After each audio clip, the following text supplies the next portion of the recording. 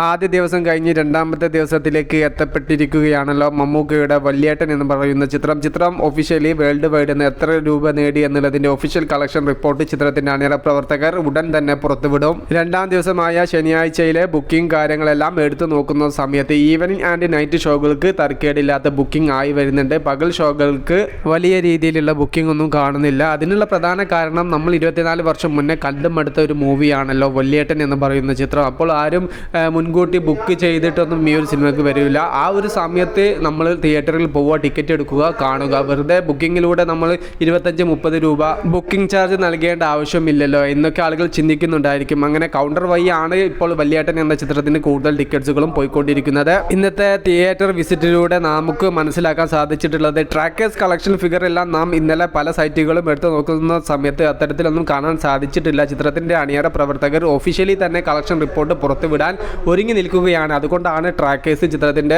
Collection report പുറത്തുവിടാതിരുന്നത് എന്നാണ് നാം മനസ്സിലാക്കിയത്.